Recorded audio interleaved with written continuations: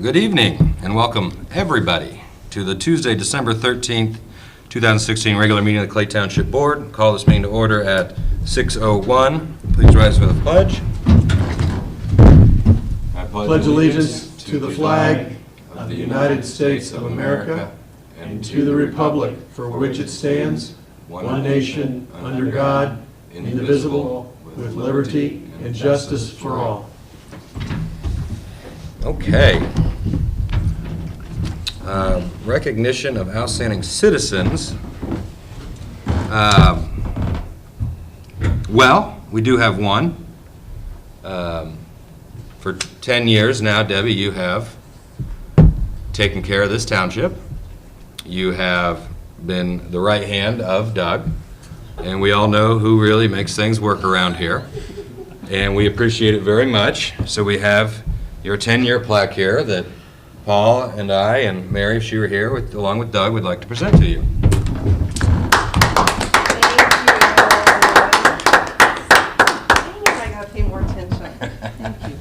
Thank you, Debbie.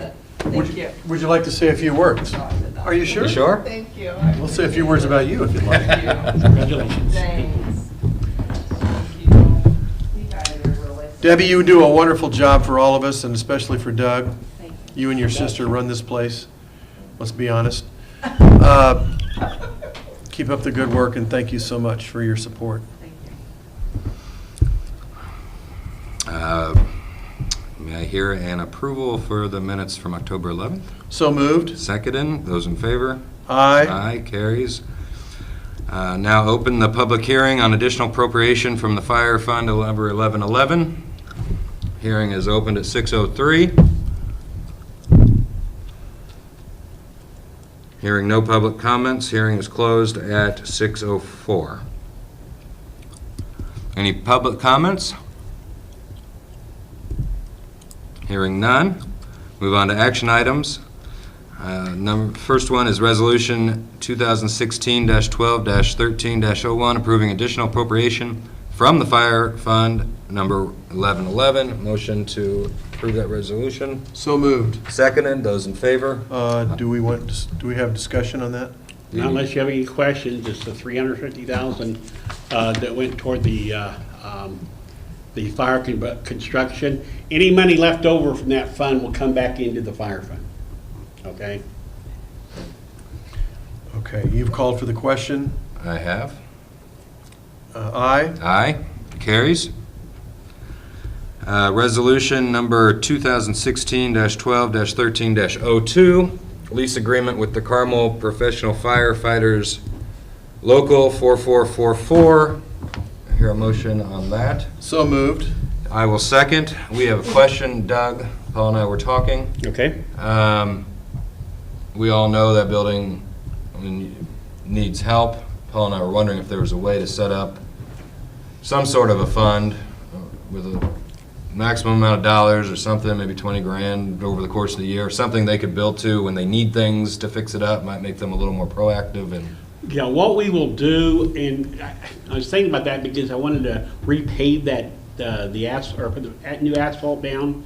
So we're gonna, I haven't told Debbie this, but we're going to go ahead and add a line item to our fire fund. And we'll just put money in there, maybe probably 50,000. That way, if anything happens big, and I've told like I say, the Merciful Help people out there, and I told the firefighters union that, you know, you guys handle the small stuff. You take care of it. You maintain it. You know, anything major, then we will take care of. The asphalt, if the roof would happen to blow off or something, anything major from that standpoint, we would take care of. So we're going to try to fix it up, especially this next year with both of them. Also, the union has offered to help the Merciful Help people moving that furniture. So that's another thing. And all they're using is basically the little office inside. They just need an office. And so, you know, I thought that's a good deal. That's going to work out good for everybody. So, yeah, that's the reason. they're going to get internet, assumably, and also all their communication devices in there. Would it be a bad idea to maybe get a camera out there, functional? We can do that. I'll have get with Todd from the city And we'll add a couple of cameras, maybe front and the back. It wouldn't, there's going to be, that roundabout's going to go under construction shortly. It just wouldn't be a bad idea to Okay. protect our interest. Good idea. Very good idea. Call for the question. Anything, all those in favor? Aye. Aye, carries. 2016 encumbrances. Do you want to talk about those? Yeah, just basically on those encumbrances, which we do every year, but the one from the rainy day fund is basically the money. Remember we did $1 million additional appropriation from the rainy day fund earlier this year? Well, the Waste District, I just talked to Drew, and they're getting close, but they haven't done all the paperwork yet. But we had them both, they had one party appraise it, and then we had a party appraise it. They averaged them out, and that's where it came up, $775,100. So once they do move out, that's what we will pay them for their share of this building, and it'll be all ours at that point. Okay, and we do have somebody that will be moving in there. I'll tell you the later date who it will be, and so I get your guys' blessing too. But we've got a good group of people, a government agency that's going to be moving in there. But it's a positive thing for us. Okay, they will be paying us rental payments. Good. Good. Okay, and then the other one is the Park Capital Fund, which again, they do every year. They have a surplus of money, and they just want to carry it over into next year. They have, and I think I gave you the list of POs. I think I gave you the list of all the POs that they're wanting to work that they have to have done yet. So that's what that $1,270,207.25 is. Okay. Good. Just Okay. POs that they're waiting to get the stuff done so they can pay it. All those in favor? Aye. Aye, carries.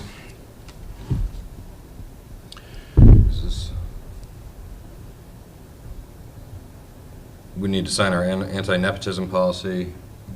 Yeah, Debbie's got those, and You've got a copy of next year's board meetings. yes, and did I stick those in your You packets? did. You did. I did. Okay, and the next meeting will be January 3rd, Tuesday evening, 6. It's an organizational meeting, so it'll be just you appointing the next president and secretary. And then maybe something that's mine. I will probably bring who we're gonna, and I need your blessing as far as the new board member, Joe. What's Joe's last name? Joe that we appointed 4 years ago. He doesn't re-up, so I've got Barb Lamb asked me when she went off the last time. She says, if you ever want somebody to come back, I'd be happy. I talked to Drew and them about it, so they're really excited about Barb coming back. But I need your blessing, and we'll do it in January 3rd. Unless you have somebody else, For the wastewater board. yeah, if you have somebody else that you would like, if you would let me know. Other than that, that's who I'm going to present to you on January 3rd, okay? And then I'm gonna reappoint, for the parks, I'll be reappointing, the president, Jim Ingledow. Jim Ingledown. Okay, Good. and I'll let you know on that. But it's the Waste District Board that I'll be, I'm gonna bring to you as Barb Lamb, Okay. okay? Good. And then the rest, the other item C in that is just minor budget transfers. You don't have to do anything with it. We just kind of keep you informed on what we're doing with the money. So if you see money's transferred to another one, and when we get to the end of the year, we normally have a lot of this that we have to move around, but we kind of keep it in the same category, so it doesn't become a big problem with moving them from one category to the next, which we do need your blessing. So, but we're fine. And usually it's category 3 because that's where you have your services and supplies, stuff like that. The category 4, heck, we hardly ever use that money. But again, it's there for if we ever buy new equipment. Okay? So that's those 3 items. Anything else? Sir, did you have anything? Rose McVeigh. Hi there, Doug. During your public comment period, if you're ready for that. We are ready. Good, thank you. Appropriate to. Yes, sir, please do. If you can state your name and I will. It's Rose McVeigh. I'm a resident and father and now chairman of a new foundation that's headquartered here in the township. I'm based on an invitation from board member Eckert. She encouraged me to come and tell you a little bit about it, leave you with some literature, and I'll do that at the end. About a year and a half ago, I lost my oldest son to an accidental drug overdose, which was a bit of a distraction from the backstory behind that, but that followed about a decade-long battle with bipolar illness. And as a result of an experience we had in trying to deal with that as a family, we're taking a very positive sort of accidental therapy that we stumbled onto and scaling it up nationwide in the form of a new program that will launch here next summer with a focus originally in Marion and Hamilton counties. We're partnering with Eskenazi Help, Aspire, the school systems here in the community, and many other partners here who have been very enthusiastic. And the bottom line is that we will place eligible candidate teens, 15 to 18-year-old, on a farm or ranch around the country for a summer or longer as sort of an intervention strategy and an early approach, which is much more affordable and accessible for these kids than most residential programs that are few and far between but are prohibitively expensive, and they tend to require children to be in a very intense environment, usually in a secure environment with a lot of stigma, a lot of influences around it that may be necessary for cases that are more advanced. But this particular program is being shaped now as we speak, but it is designed really for 15 to 18-year-olds at early stage or moderate stages of mental health crises. It gives the family relief, but also really leverages the well-known benefits of nature, wildlife, livestock.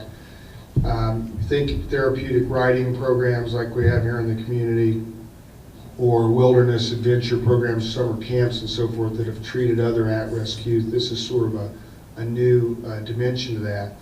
But because it's headquartered here in the township, and because we will pilot with very specific partnerships with the Youth Assistance Program, which is terrific here in Hamilton County, and other partners here, we will be, with your blessing, probably filing a grant application with you shortly, if appropriate, and just asking for your partnership and spreading the word to caregivers.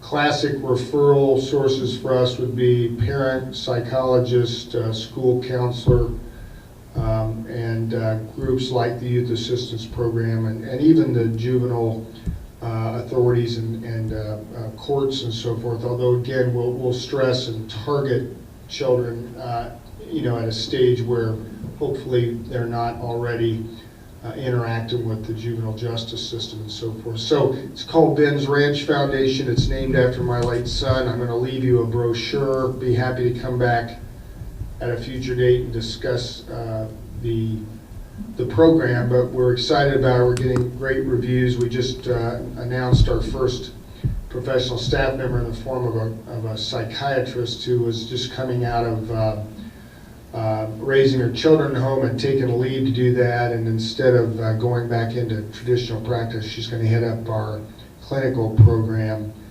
And we've built a board. We're just notified of our C3 status with the IRS, so we're up and running, and our pilot, limited pilot program will be during the summer break in 2017. So appreciate the chance to share the story with you a little bit. Happy to answer a quick question, but I'll leave you some material, and if you guys think it's responsive to your parameters, whatever, we'd love to submit a grant application, and we have those outstanding now with Legacy Fund, Indianapolis Foundation, and others, and Middle Family Foundation here in Hamilton County. And so your leadership and showing interest in it would be helpful there as well.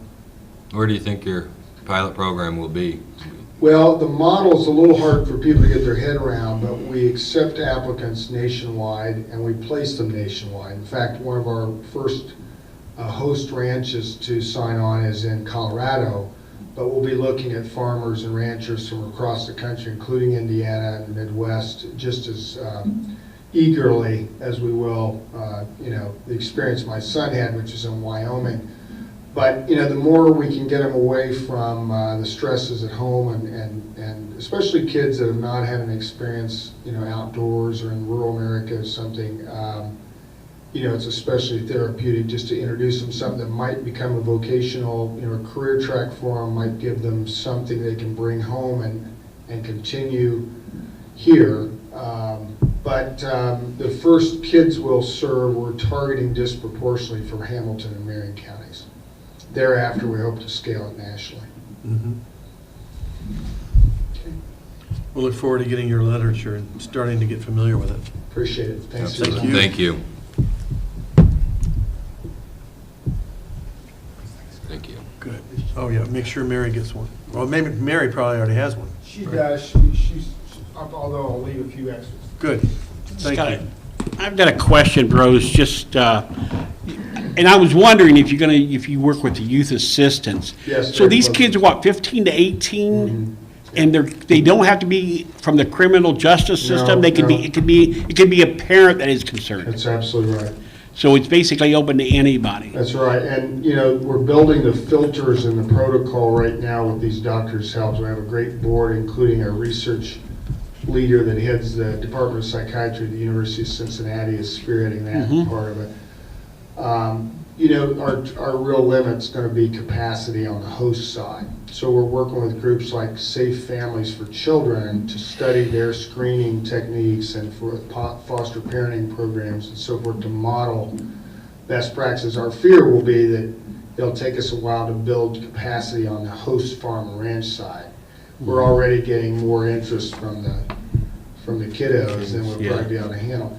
Therefore, what I'm getting at is that our criteria are going to have to be highly targeted to really pick out the kids we think fit the program best and will be served. And frankly, we have a little bit of a secondary mission to make this very affordable. We're going to waive costs and pickup costs for a lot of the kids that can't afford a lot of the more traditional routes, or really, the shame of it is, as I can testify in my family, by the time you get to a lot of the programs we might know about, it's very late in the game.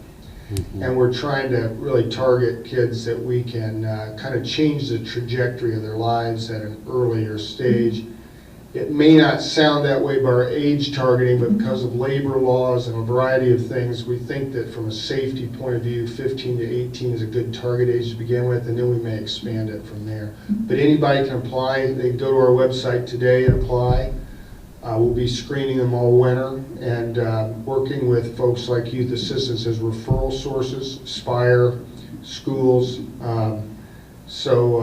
And I tell you, in particular, the coordinator at the Carmel Clay Schools for Youth Assistance, Maggie Figge, is our really hands-on volunteer for them inside our organization, is working with us almost daily now. So we're going to really super target my home turf here in making sure Carmel Clay gets a good look for the kids coming out of there that we can help. Well, I know the fire department, I've talked to them, and they've seen a lot of heroin cases. Oh, yeah. A lot. So I know it's very important. Well, just to underscore this, because it gets a little confusing, my son, we grew up with horses, and we kind of experimented this just out of desperation. But he went to a ranch in Wyoming, which would have been for a summer to begin with, after completing his junior year in high school here.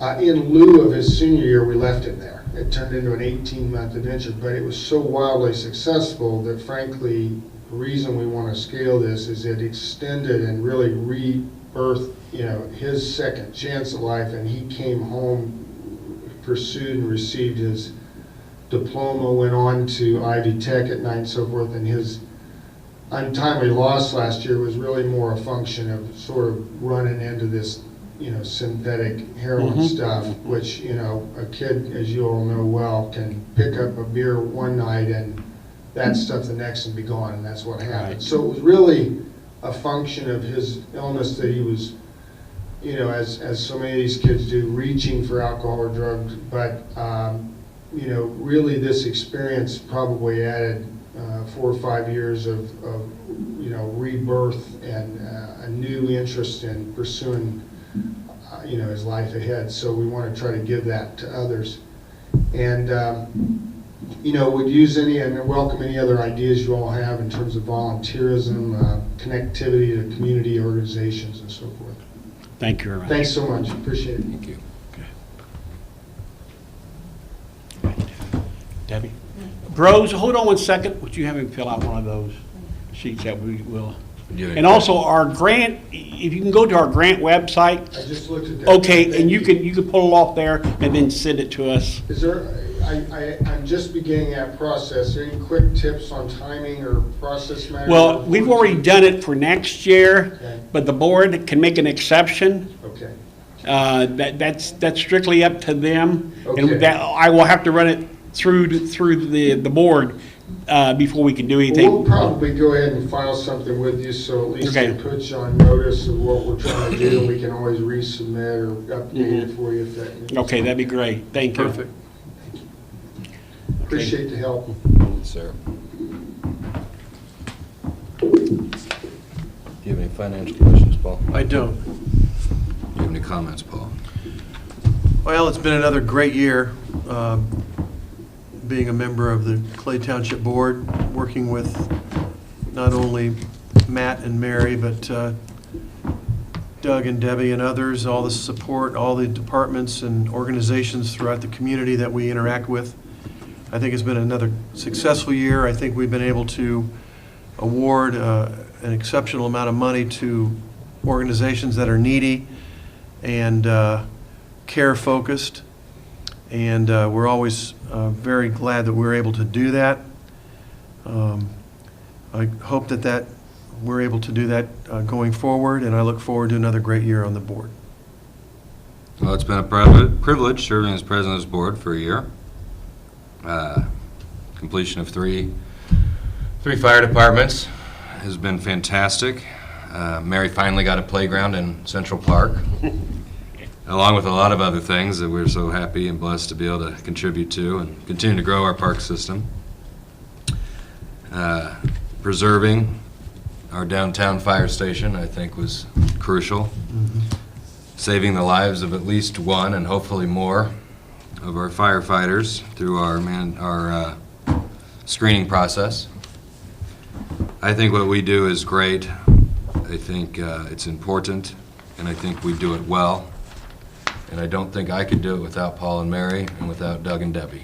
So I thank all of you. As my lead of this board comes to an end, I look forward to the adventures that come next year, assumably under Mr. Bolin. Any announcements, Doug? None that I can think of. Just wishing you all a happy holiday and a happy new year, and a safe one at that. I appreciate working with you guys also. You make it easier for Debbie and I will tell you that. You know, and we're always there if you guys do need something. If there's something that bothers you that you don't like or whatever, you know, we can change our ways. Well, I can, you know. That's a shot across the bow, isn't it? But no, seriously, it's been a joy working with you guys the last year and the many other years too. So thank you. Well, as we adjourn this meeting, I will wish all of you and all of our residents a very Merry Christmas. We motion to adjourn at 6:25. I move that we adjourn. Second. Those in favor? Aye. Aye, we stand adjourned.